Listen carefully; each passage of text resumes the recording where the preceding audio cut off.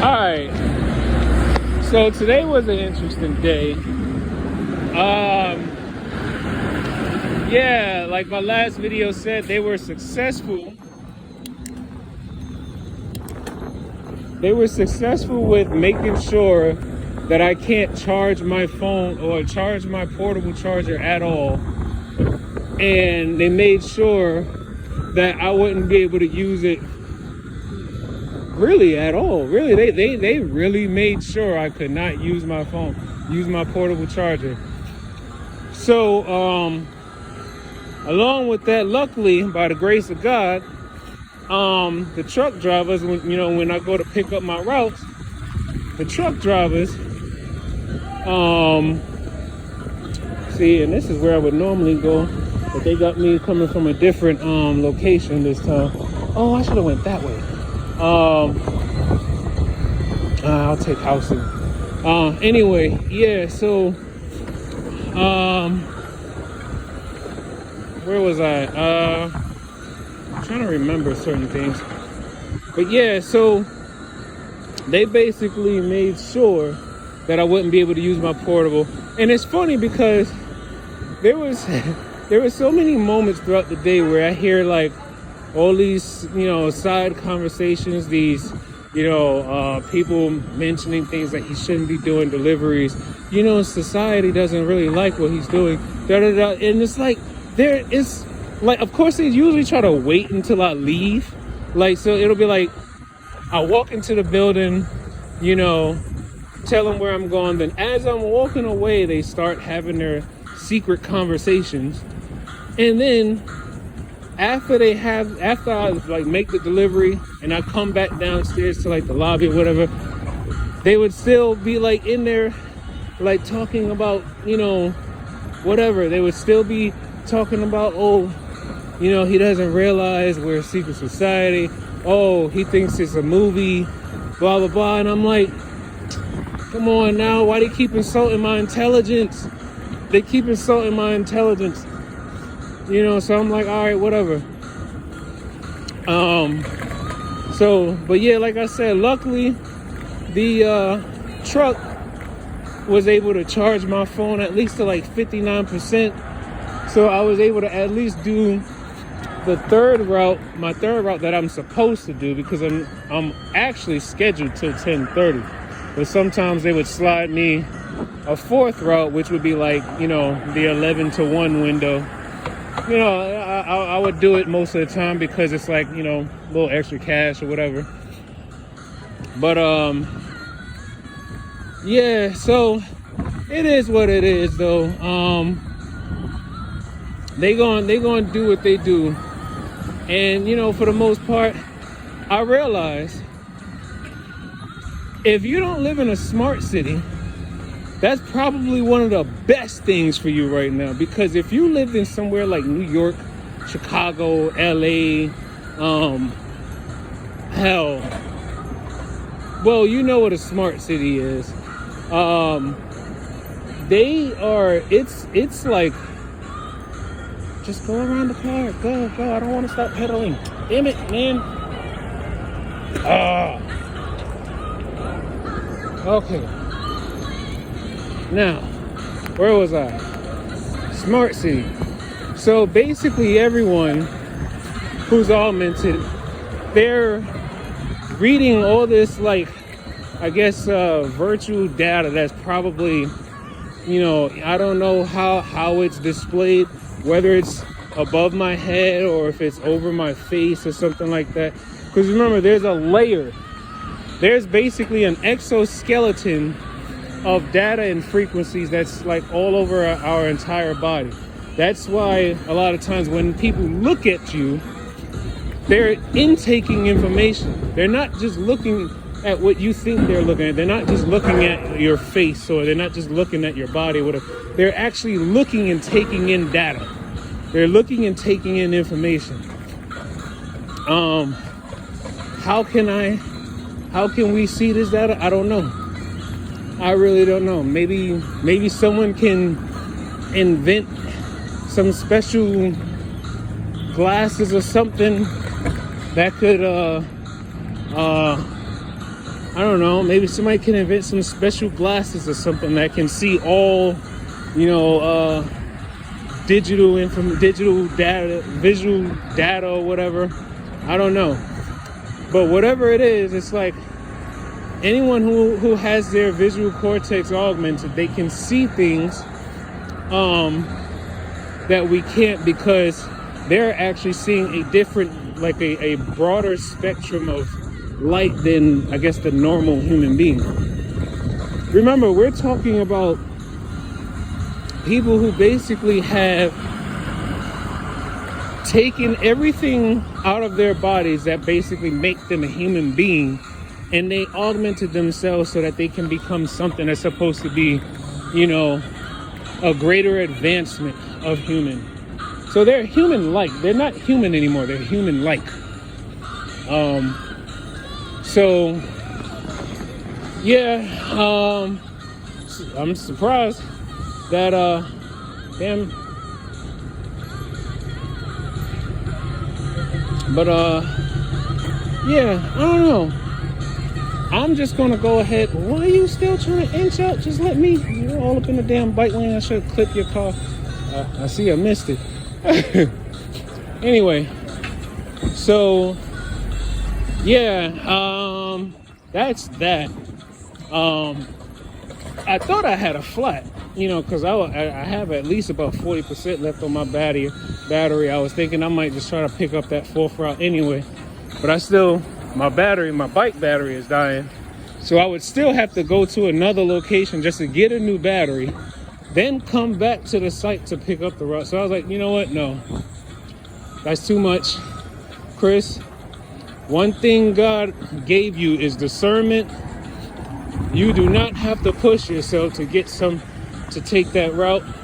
You do not have to push yourself to try to do anything extra that you don't have to do. I'm not pressed for money. So you know what? I told myself, protect your peace and just go ahead and stick with the 3 routes that you did. You know, so I mean, hell, it was definitely a blessing that my last route, it was 47 packages and 3 buildings.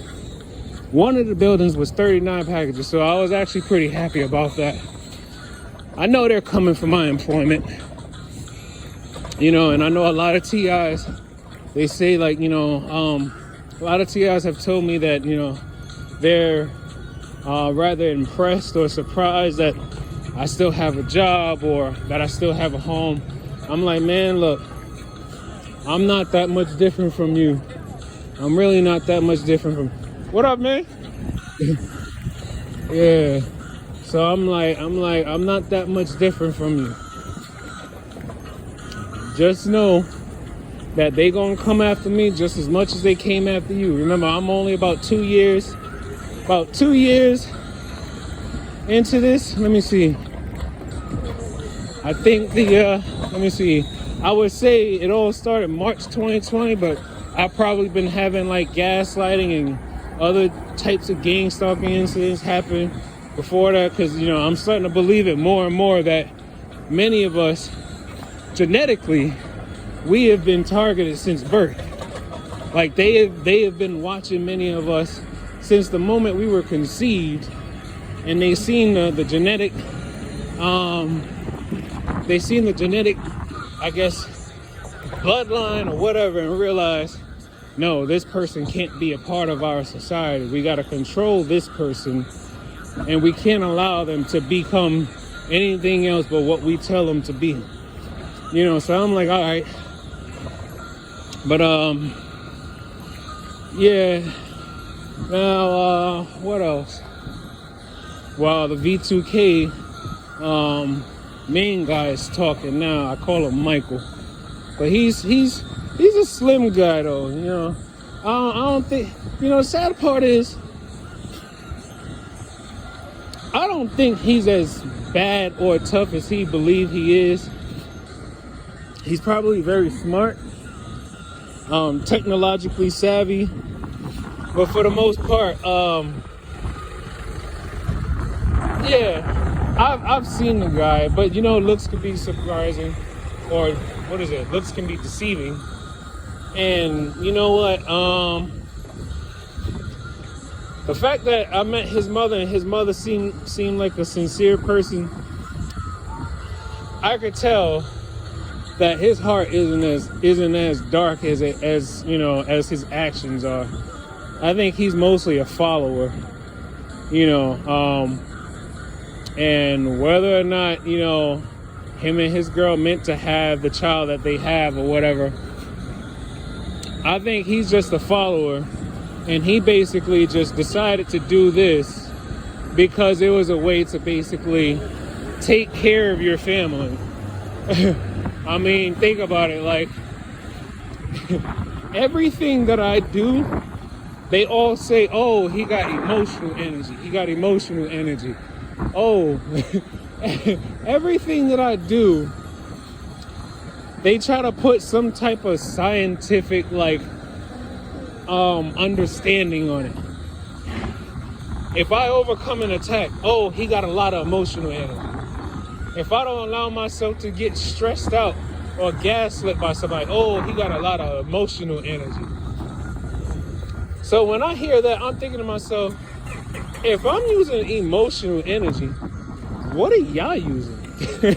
What kind of energy are y'all using? And then I think about how, I've been doing a lot more YouTube, what else? I was on YouTube and BitChute searches for anybody explaining scalar interferometry. And you know what? When I think about it more and more, and I remember that out in I think it's either Sweden or Switzerland. CERN's big ass experiment with trying to understand dark matter. I'm like, what kind of energy are they using? And I'm like, you know what? This dark matter, dark energy, whatever the hell they using, I don't want it. I don't want it. And I've been doing a little bit more research on past civilizations, ancient civilizations, and ancient aliens, because just about every advanced civilization in the past all had the same kind of MO, where they were normal human beings, then all of a sudden some mystical being, something that did not seem like it was from Earth, came and gave them some information or gave them some knowledge or some technology, and all of a sudden they just started doing all these different things that normally should just wow everybody of that time, and then everyone was going along with it. But then next thing you know, they would rule for some time, right? They would rule for some time, and then get this. Shortly after their ruling would come to some type of end. What happens? A catastrophic event, whether it's a flood, an earthquake, or a meteor, or something always happens and destroys almost damn near every it's like something always happens and nearly erase every trace of that civilization. So I'm thinking to myself, we're long overdue, and many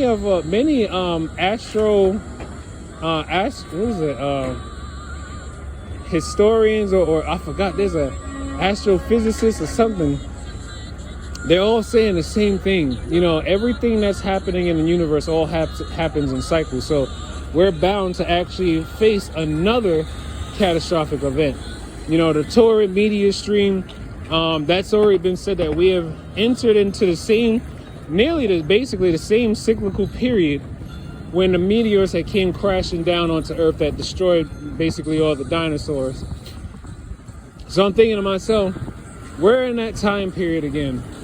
And then think about it like this. They also have been, remember when they called themselves NASA? Remember when NASA called themselves sending that rocket to try to see if it can change the direction or deflect an asteroid or something like that, yeah, they know too. They know that we're entering into that time period too. That's what they're trying to prevent. They're trying to prevent another extermination of life as we know it. They're trying to be prepared for it. You can't be prepared for when God decides to come down on you. You can't prepare for that. There's no amount of preparation that you can prepare, you can do to basically protect yourself from God. So on that note, I'm gonna go ahead and take this day as a W, because I did not allow myself to get stressed out, not one bit. And yeah, I gotta use the bathroom too. So hey, like I always say, take life one breath, one thought, one step, one day at a time. And in addition, life is a marathon. Life is a marathon. Life is a long distance marathon. Stop trying to sprint with everybody. You want to last a little bit longer. Peace.